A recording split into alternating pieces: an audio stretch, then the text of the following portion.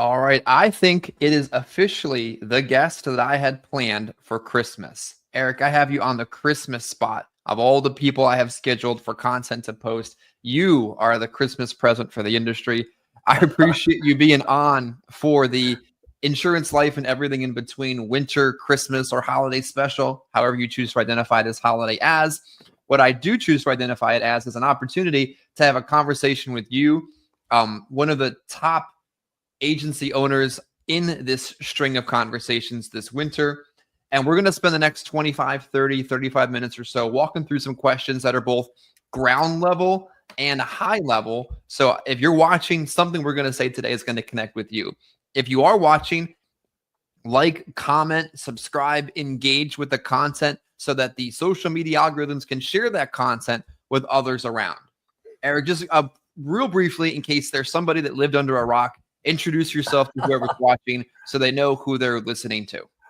Oh, I think you could have missed me without living under a rock. But yeah, I appreciate the. I'm an integrity partner now, Integrity Marketing Group out of. Most of you guys probably know who that is.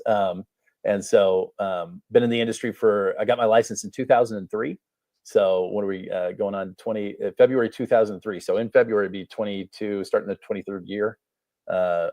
Doing this crazy racket. And it's so funny, dude. When I first started, I never thought I would be in this business that long. In fact, I'm in Texas, and in Texas, when I got my license, we have a grandfather clause here. I don't know if it's that way in New Jersey, but grandfathers, like if you've been continuously licensed in good standing for 20 years in the state of Texas, you no longer have to do continuing education. That's some technical stuff for you. Yeah. It's not as cool as it sounds in the sense that, obviously we do Medicare, we do annuities, so you got to stay current with all that. But on the life and health side, I don't have to do those 24, 26 hours or whatever it was. Now I've forgotten because it was a couple years ago. But when they told me that, getting my license, I remember thinking to myself, because I was 27 at the time, I was like, who would be in the 20 years? Oh my God, if I'm doing this in 20 years, I'm going to slit my wrist, but yet here I am. And I have to tell you, dude, the exemption is super nice. So absolutely. Yeah. So interestingly enough, over the course of the last 12-ish months, we've seen a lot of carriers exit the market, some products enter the market, probably a little bit more flux than normal in what we sell. Are there any other interesting reflections you can have over the course of the year at the agency owner and managing partner level? I think, obviously the whole game, the casino, so to speak, of the insurance market is based on interest rates. And so, I think we're in for a baller couple of years, frankly. On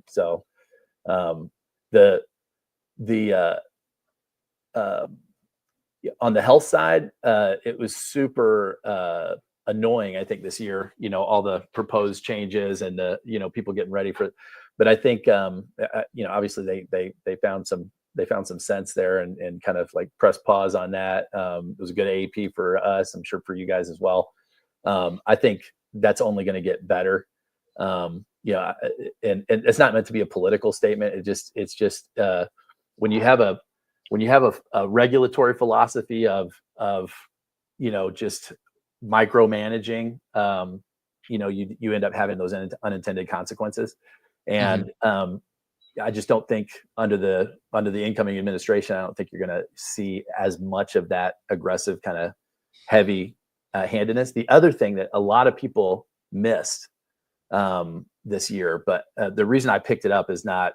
My ex-wife went through law school. She's an attorney, and I audited several of her classes. And when I was going through those classes, I learned about this thing called Chevron deference that the Supreme Court had. You're familiar with it? So for your audiences, for your audience that doesn't know, there was a case back in the 70s, Chevron versus United States, Chevron, the gas company. And basically the idea is this, right? So you have Congress passes laws, right? And they're really in charge of the legislation, the law, right? But then under the executive branch, you have all these agencies that have proliferated. I think there's like 400 and some odd agencies now. Half of them overlap each other and have conflicting but these agencies have guidance that they release. Like, okay, imagine here's a new incoming administration. and their philosophy may be different than the previous one. And Mhm. so the people that took over the agency write all these rules saying, okay, well, we are interpreting the law now. Like, here's the law that Congress passed, but we're interpreting how we're going to enforce that and what we think it means. And so the last administration did it this way. We're going to do it this way. And I mean, we were talking about thousands and thousands and thousands of pages of federal law Mhm. that are not really passed by Congress. They're written by these agencies. And up until, in fact, there's a Supreme Court justice right now, Neil Gorsuch. He has a book out that I recommend everybody read. It's called Overruled. And it just talks about the proliferation of these agencies and the proliferation of these laws and rules that govern literally every aspect of your life that you're not even familiar with. And the estimate is that there's so many unknown law that's out there that the average American is committing a dozen felonies a year without even knowing it, because here's a new rule that we wrote, and now you're in violation of it, right? So and he's got a bunch of entertaining stories. The book is hilarious because he's got all these entertaining stories about just normal people that are going about their business, got swept up in some, government prosecution. Yeah. And but anyway, when Chevron sued the government over something, and the court decision back in the 70s was this: that if the government and you were in court together, then the court had to defer. Okay, that's the deference part. They had to defer to the agency's interpretation of their authority, right?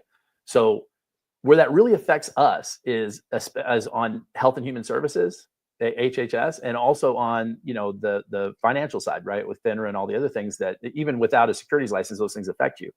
And so, but especially in the Medicare business, right? Because if you're selling Medicare Advantage, you have all these CMS rules.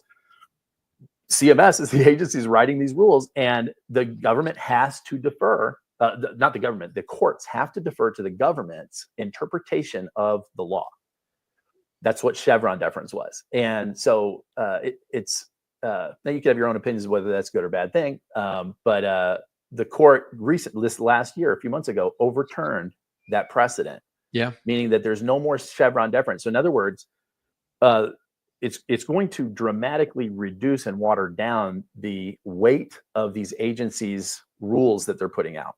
And it's going to require Congress to actually go pass a law that addresses whatever the particular situation Or is. not.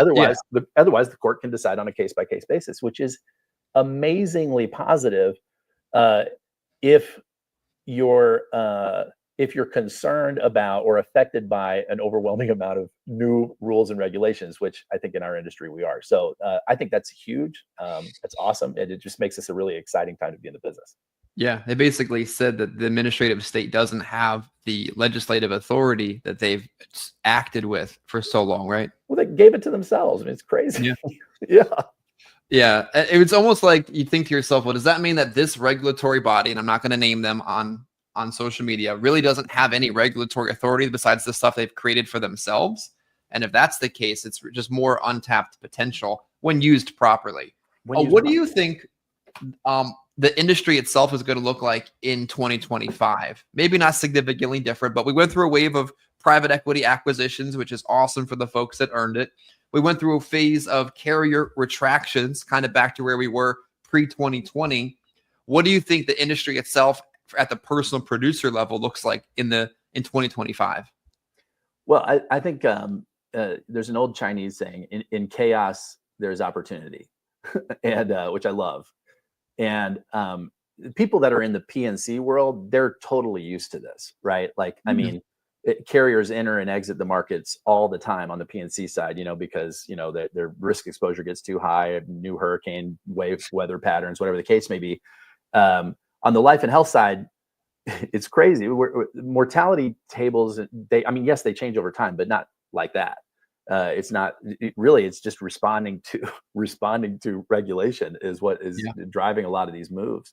And so I think it's reasonable to assume there's going to be a lot less regulatory activity, let's say, in the next, year or 2 years, at least until the next midterm election. So I think it's going to be a lot of fun. I think you're going to see a lot of carriers we're seeing carriers right now creating new products, getting excited about rolling out new stuff. The carriers that have left the market, I mean, there's all kinds of business decisions why a huge company that, there's all these mergers happening and, okay, we're going to spin off this piece of business, or that's no longer a profitable line of coverage for us. And it hurts if you as an agent, that was your favorite product to write, right? You're like, oh my God, like this is the best. And, you've been going on trips with these agents for the last decade. And, it's like you lose your family in a lot of ways, which sucks. But on the other hand, there's a lot of new opportunity and new cool products that are coming out. And the carriers I see are being very responsive to agent input. So like if you as an agent, and I think this is a big opportunity for all of us, is just have, like your mom told you, right? Like you have 2 ears and one mouth, right? If you're listening and are attuned to your clients and the conversations that you're having at the kitchen table and on the telephone, et cetera, and you're hearing, man, this is a gap in the market that, man, if we just had a product that did this, or man, this would be an amazing product if they would just do this rider or add this one thing or tweak this one thing or whatever. Talk to your upline, I know you've got a ton of connections. I have a ton of connections. I'm sure the other people that you have on the podcast have had a ton of connections. So just reach out to somebody that that is connected with your idea, and you can actually be part of these conversations and help create some new products. I mean, the carriers are very open to it right now. Do you feel like that the telesales backlash has also sort of leveled off? Because I think right when COVID happened, it became the easy, convenient, and almost normal thing to do. And there was no, it was the Wild West, like your security word signatures, like that was a bad idea. Whoever thought this was going to work out well. And people were just using the face-to-face process from home, and people were writing up fraud and here. And it all kind of came to a head very quickly. The carriers caught up with it. IP addresses got banned, signature processes changed. Where do you see the industry now in the telesales space? Because that is sort of the dominant place that a lot of distribution is growing, and hopefully it's growing more healthier now. Yeah. So your question is, how do you see telesales looking in the coming year now that it's kind of settled down a little bit? I think it'll continue to explode. So frankly, it's such a matter of agent preference. Like I know you do a lot of work in the field. I'm a huge fan of that. I mean, I got started literally going door to door. So I just love sitting down at the kitchen table. It's the best, but on the flip side, it's impossible to argue with the scale. So like, I might have my personal preferences of how I like to do business, how I like to teach how to do business. There's no arguing that business that you close face-to-face is more steady and more solid. You get better referrals from it. I mean, there's all kinds of different benefits from doing business face-to-face that are, people that argue against it are just, I have a feeling that a lot of them just haven't been in the field in a while. And they're just, they're selling some snake oil because that's the way they want it to be. However, that being said, you cannot argue with how it opens up so much opportunity for agents, because used to be, if you're face-to-face only, I mean, you have to chase leads around, you have to most of us have to do travel trips. If you're recruiting and building an agency, it really limits where you can build, how you can build. You have to have a lot more, your new agents have to have capital to spend on the leads. They have to be able to travel. They have all these different things that are just not part of the equation on the telesales side. On the other hand, it's like, okay, how can I bring some of that warmth and connectivity and real clientele building that I do face to face? How can I bring that in over the phone? And I think that's the biggest change that I'm seeing, is that people are kind of moving away from slowly this transaction. Well, it's kind of bifurcating. So you have groups they're all in on the transactional. In fact, they're building call centers. They're going LOA and hiring a bunch of and that's very profitable, by the way. If you have anybody that's doing that, we've got a pretty good business model for it. That's not my favorite flavor of the business, because the successful agents, they're figuring out how to operate in their tonality different, because obviously how you do it over the phone and how you do it in person is different. They're learning to slow down. They're learning to really build rapport.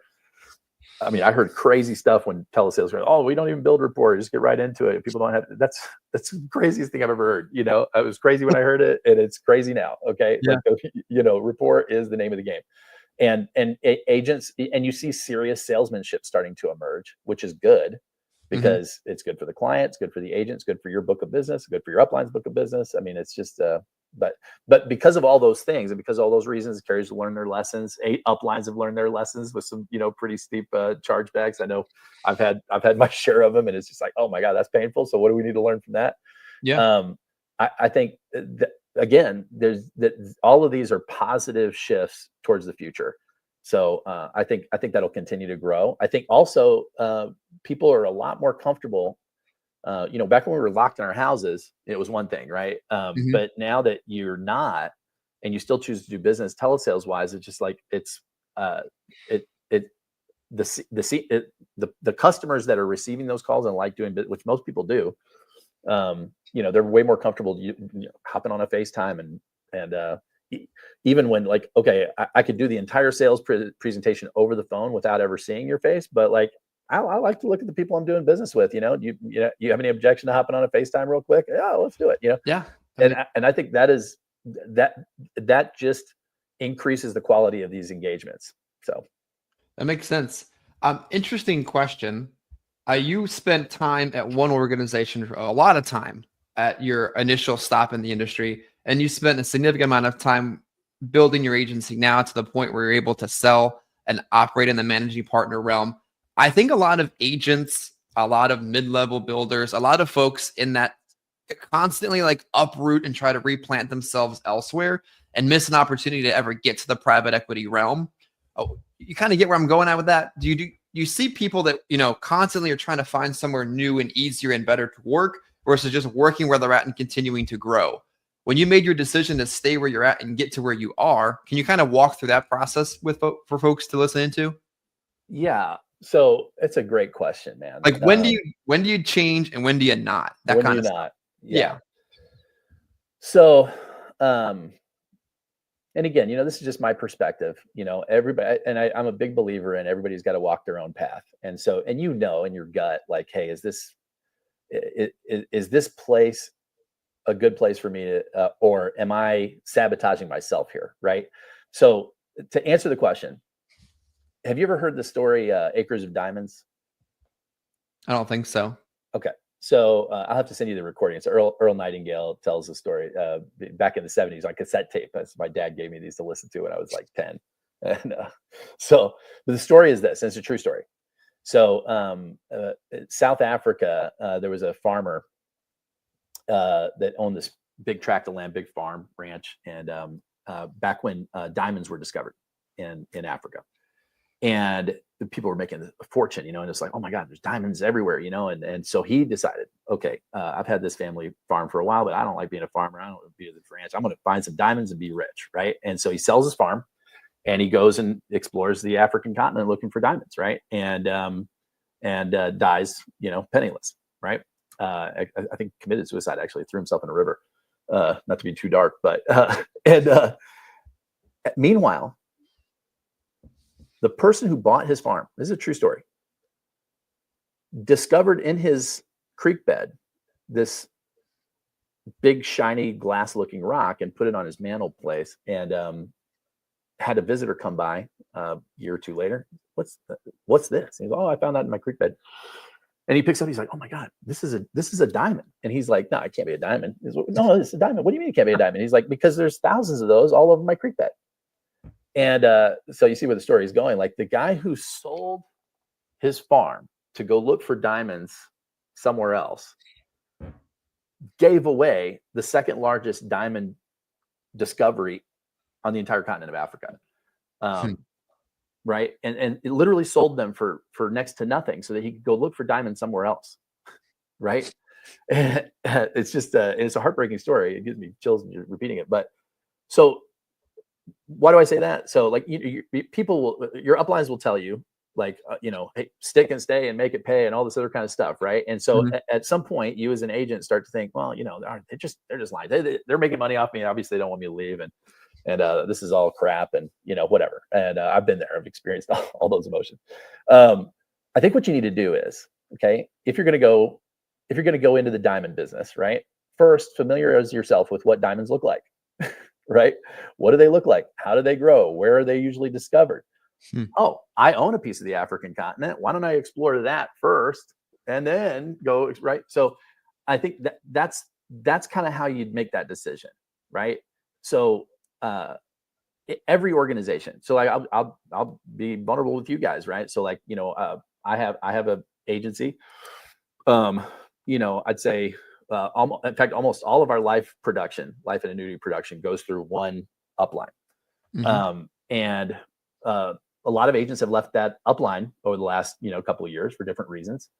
And of course, like I have relationships with these people, so I get called, "Hey, man, so much better over here. No, when are you going to get out of there?" Right? And you know, and I'm not a, I'm not a, I'm loyal, but at the same time, like I'm loyal to my family and to doing what's right for my kids. And so at the end of the day, like I mean, I'm going to make a financial decision. However, it's like, okay, well, let's look and see, is my comp good? Am I being treated fairly, right? Is there a pathway to get where I need to go? Is it clearly laid out? Do I have an agreement with my partners on how I can get where I want to go? Am I being taken care of? Am I what is on your platform that I'm missing, right? Hmm.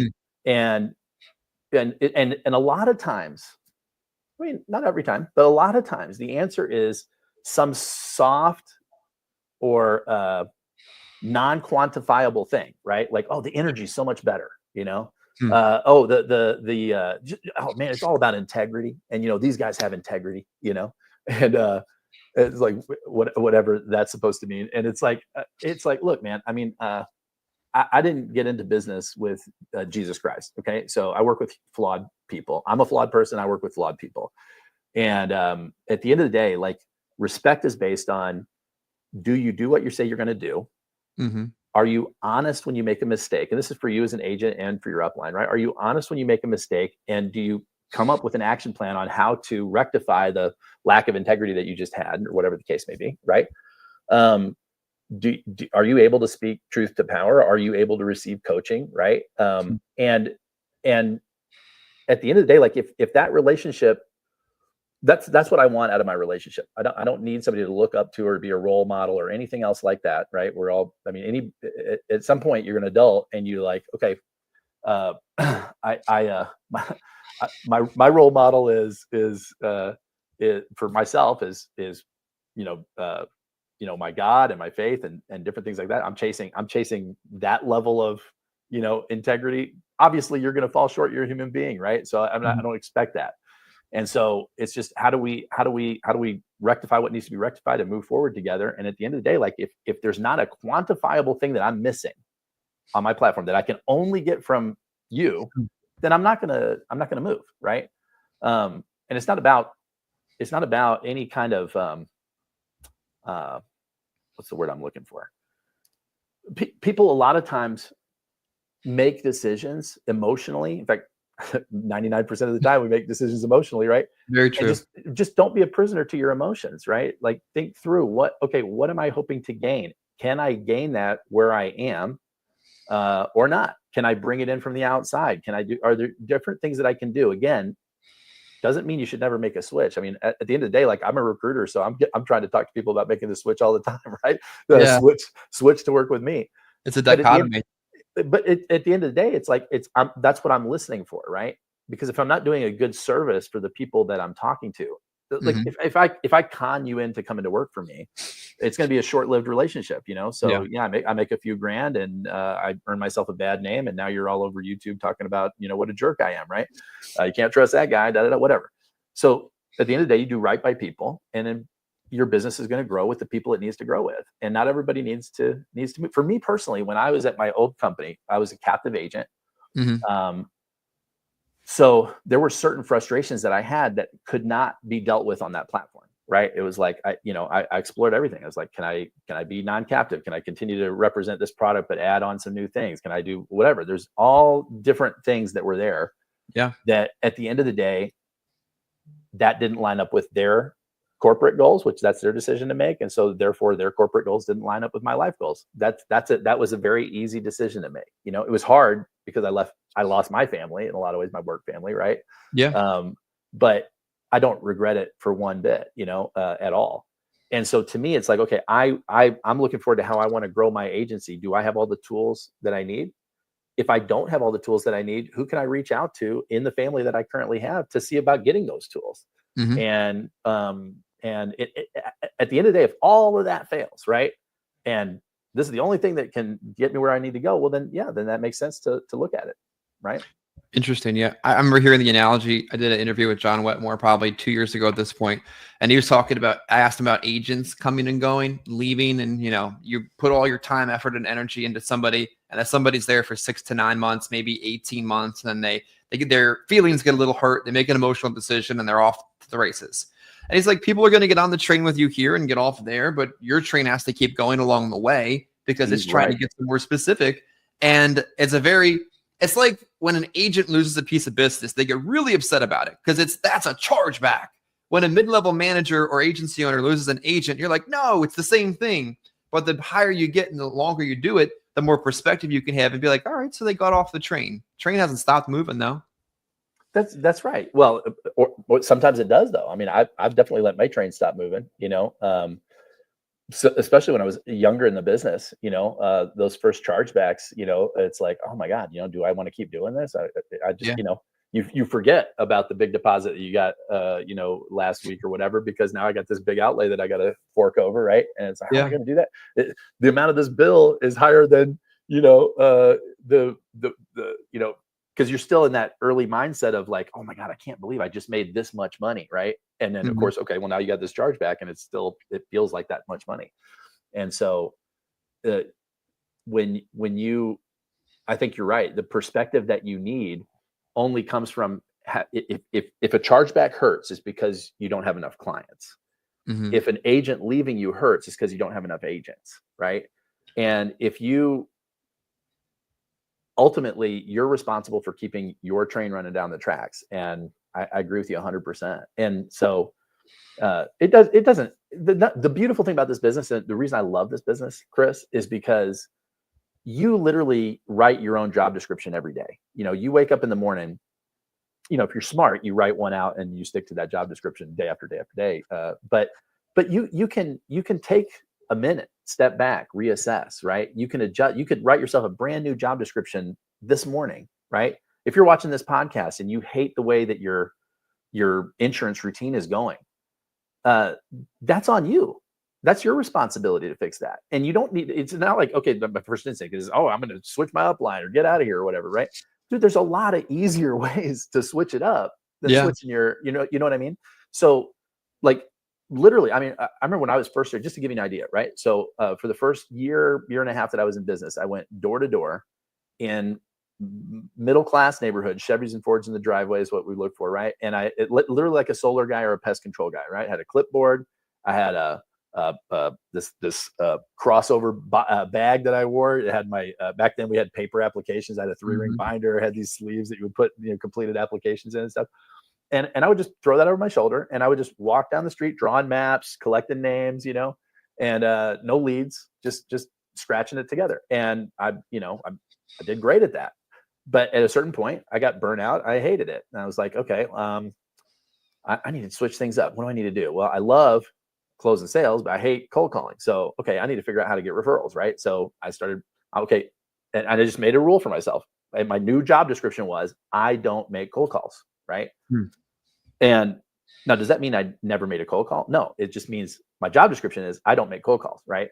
And so this particular door, I'm going to make a cold call on this door because I happen to be here, but I don't really do this. I'm just doing this because I'm here and why not? And I've got 10 minutes to kill. So I'm going to make this cold call. Right. And so it changed the tenor of my conversations. It changed everything. And of course, then, referral based business is so much better, than cold calling anyway. And changed my job description. And then after a while, I got tired of sitting down in people's, living rooms and kitchens. And I was like, okay, I need to learn how to sell to businesses, So I changed my job description. I only call on businesses, And so, and I just went cold turkey on it. And it took me about a week or so to figure it out. And I remember it was like day 9 or 10 or whatever, finally made my first sale, closed some business. And my upline was howling at me the whole time because I was reliable for 4 or 5 apps a day. Doing it the old way. And he's like, dude, you just got to give up on that, man. Like, I mean, just come on, just make some money. I'm like, I'm not giving up on this because I wrote my job description. This is my new job. Right. And you don't have the power to give me my job. I work for myself, right? So sit back and enjoy the overrides when they come in, or tell me you don't want to work with me anymore. Either way, I got a job to do. Goodbye, right? And I think that's, my dad was an entrepreneur, so he started his own business, and it just that kind of is in my blood. I don't work for you; I work for myself, and we're in business together, right? But I'm not your employee, so you're responsible for your job description, and you can change it literally without changing anything else about your business, just by writing out your new job description and then sticking to it. And then structurally, yeah, maybe you do need to change an upline or a product or whatever eventually, but just change the things that are easy to change first, because they will make an impact in how you experience your business, which is really what we're all about here, right? So if I say, hey, I'm going to make this move because they're going to give me 15 points more comp, let's say, right? You're not making the move for the 15 points. Okay. That's the measurement that you're taking. But what you're making the move for is your anticipation of the increased standard of living that you're going to be able to have, right? The way you're going to experience your life, that's what you're being drawn to. And this is just the dial that you're turning, hopefully, to get that for you. Well, if you can twist this other dial and get an upgraded experience without having to uproot everything and have delay with carriers and damage relationships and interrupt your career growth unnecessarily, why wouldn't you make this adjustment first? Does that make sense? It does, absolutely. Let's talk about something that I know I've experienced recently, and it's challenging for many people. I'm sure you've experienced it as well. It's roll up. How, as an agency owner, someone who's made it to the private equity table, how have you learned to kind of insulate, protect, or reduce the risk of roll up? Because it's never going to go away. It's just like a chargeback, except in a different perspective. But you can definitely see it, watch it, catch it, and mitigate it. How do you learn to protect yourself from roll up? Oh man, I'm going to have to just say I'm continuing to learn that, So I just had another one pop up on me the other day that and no matter what the situation, it always is frustrating, right? So, but I mean, there's some real basic things you can do. So the first thing is to just acknowledge that this is a cost of doing business. Okay, so that's the first thing. Is just look. If we were in the solar business, okay, a cost of doing business is going to be lawsuits, right? So we're going to have lawsuits based on, we're going to damage some people's roofs unintentionally. We're going to have insurance claims. We're going to have different things that are going to happen because you're dealing with humans, right? And so, and not everything goes perfectly. So there's always a cost of doing business that exists in your business. There's something that sucks about it, right? And there is no magical business out there that is that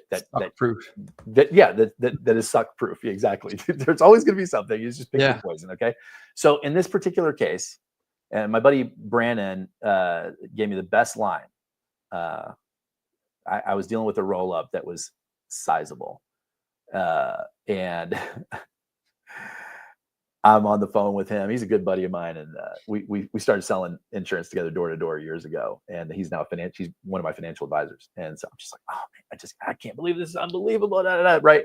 And after letting me vent for a while, he was like, well, so how are you planning to take care of it? And I'm like, well, I'm just he's like, do you have the money? Can you just pay it? And I was like, well, yeah, I mean, I have the money, I can pay it. And he goes, okay. He goes, so listen, man, if the problem that you have can be solved by you writing a check, you don't have a problem.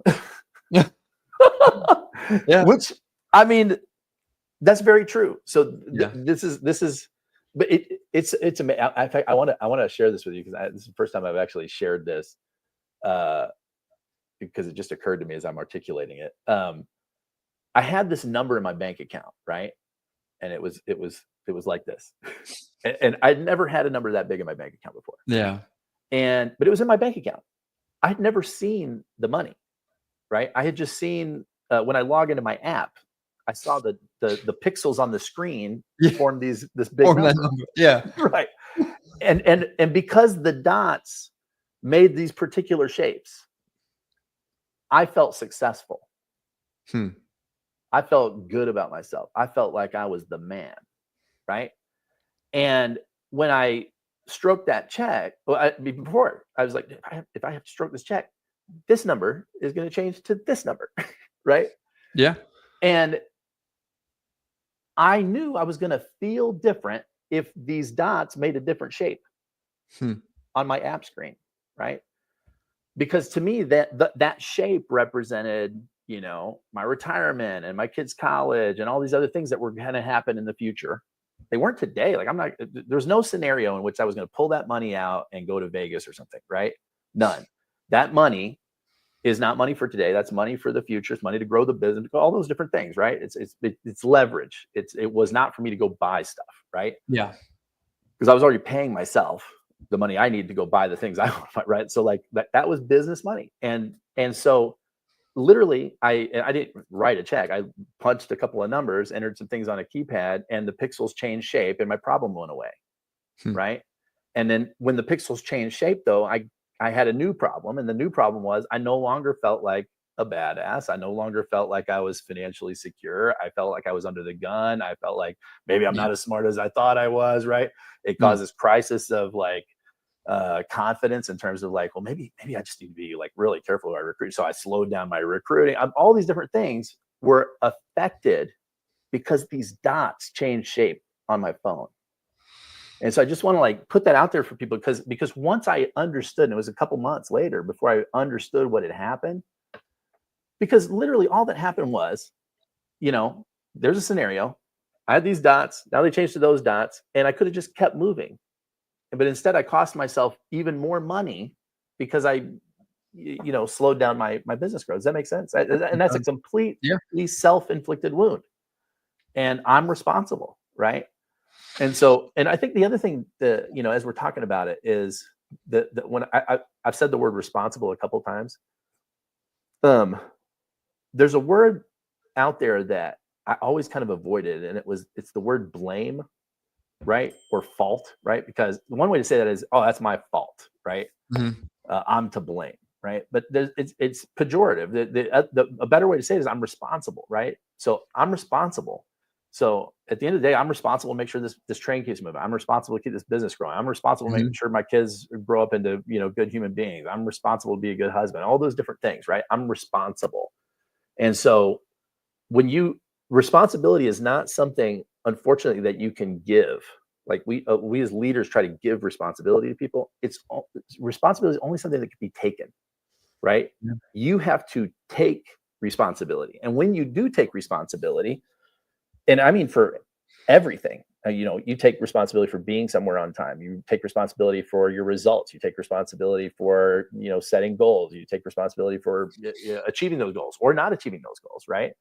And when you do, it gives you insane amounts of personal power because you realize like, oh man, so I'm in charge. It's not because traffic. It's not because of weather. It was not because of the interest rates. It's not because of whatever. It's because of me, right? Yeah. And so anyway, so the simple things you can do are obviously number one, make sure you have good agreement with your new agents that allows you to have legal remedies, right?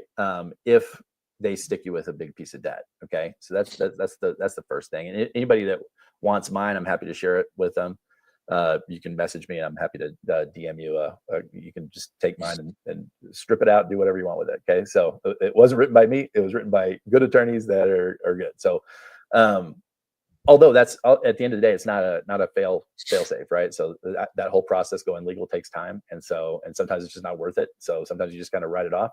So, but first you have a good conversation up front. So there's good expectations and then you watch your business. So if you don't have the time to do it, or you don't like doing it, or that's not your thing, you have to hire somebody that will do it for you. I considered having my wife do it because she's like super analytical and very detail oriented, but I don't recommend being in business with your spouse just because there's other things to talk about that I'd prefer to spend my time talking about than business issues. So you can hire an admin. A VA is perfect for that because they can log into your portal, they can see what's going on, they can analyze and tell you, hey, heads up, this agent hasn't written a lot of business and they have this chargeback thing coming, and so you're ahead of it. And you can have a conversation. Hey, Jim, I noticed this is happening here. I noticed that your business is in a certain place. How can I help you, man? Right? Before the chargeback even comes. Because now we're having a conversation about something none of us want to talk about. Yeah.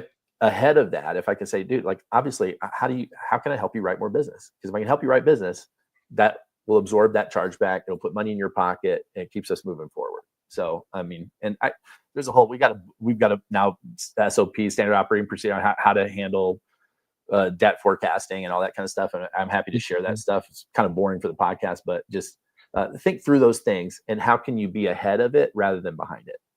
Interesting. Okay.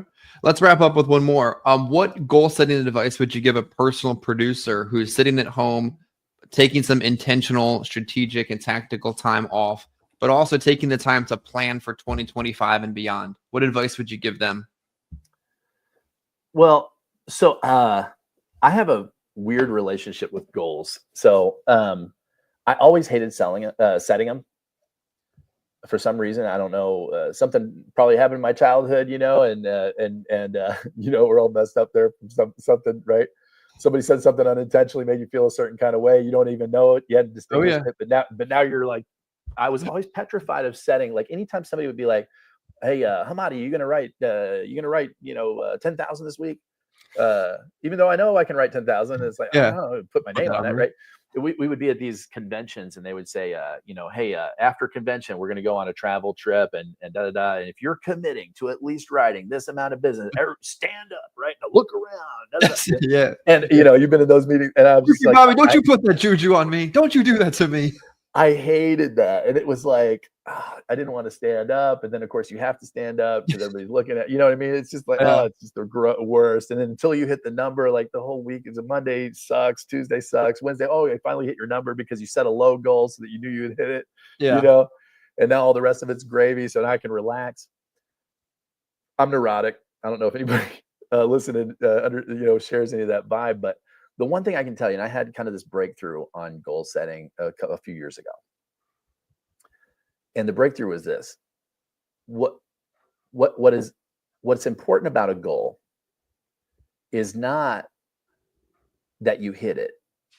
Okay. What's important about a goal is who you have to become to attempt to hit it. Because the journey of life, like not to get all meta, but the journey of life is a becoming, right? So like my intention is that in 5 years, I'm a different man than I am today, right? Hopefully a better one. I like myself, but hey, there's that percentage that I know can level up, right? And so I'm on this journey of becoming. Every agent is, right? So many of us just go through life on autopilot. And you wake up and it's like, oh gosh, it's already 4th of July. It's crazy. I can't believe it's like right now. Oh my God, it's already Christmas. This is nuts. It was just Christmas. I just did this. But I think that's the biggest thing is like, dude, get excited about becoming, right? So if you're an agent, you're in this business. You're so blessed. So first of all, my hat's off to you for even attempting to get in this business because it's the Super Bowl of sales. You're selling an intangible that nobody wants to talk about. They're never going to brag about their purchase. They don't wheel it around and show all their friends. They don't brag about it. You look at my new policy. Look at the interest rate, right? Like nobody. It's just it is a very thankless piece of business that we address, right? And it's also so necessary. Like there's nothing more fundamental than providing for your family, right? I mean, there's nothing. And so it's like we're addressing that big need. We're helping people be a better version of themselves, right? By helping them step into a new future with the new them that where now they've taken responsibility for their family and their family's, financial security, right? Mm-hmm. So get excited about that for yourself, right? Like you don't need another program or another podcast or whatever, or another series, another education to be the same person that you are now. Like you don't need that. You just go to the beach, right? So I love the beach. So get excited about the becoming. And when you get excited about the becoming and you realize that, hey, setting a goal that is almost impossible to hit, actually, the more I have to stretch, the more that this is outside my comfort zone, the more becoming I will do. Mm-hmm. Make sense? So it's the journey, not the destination. Yes. I mean, it's all, and all that's like, it's like they're what do you call them? They're, euphemisms or or phrases. It sounds very trite, right? I've heard that 100 times, but it's also it's so fundamental. It's true, right? So if you're excited about growing and becoming, right, then set a big goal, right? It's okay if you don't hit it. That's not the point, right? But you have to want to hit it. You have to intend to hit it. You have to put your word that you're going to hit it. And then you have to hold yourself accountable for when you fail to hit it, right? But my intention is to fail to hit all my goals. So, that was a great shift for me. It's like, dude, actually, I'm going to make these goals. I'm going to put them down by when and all that. And my intention is to fail at every single one of these, right? But not by much, right? That's it. Just not by much. We're going to fail on every single one of these, just not by much. Right. So then it's just a matter of managing that delta of how much did I fail by. And at the end, we have the accountability. I held myself accountable. We failed. Right. But we didn't fail. We just failed to achieve this ridiculous goal that we put out here. Does that make sense? It does. So, and then it's just a game, because that's all it is anyway. So. Literally. Yeah. If you didn't get anything out of today's conversation, you don't have a pulse and may probably need to find a different place, different industry to spend time in, because that was some of the most interesting and engaging and practical and high level and somewhere in between content you could possibly put together, generally unscripted, over the course of 45 minutes. Appreciate, Eric, you taking the time to give that as a gift to the industry for whatever Christmas holiday you choose to share. This was our gift to you. What we ask in return is you engage in the content, like, comment, share, and let others know what we've done, because if you don't click the button, maybe someone won't get to see the conversation you learned from today. Eric, thanks for filming with me today. Thanks for having me, man. My honor.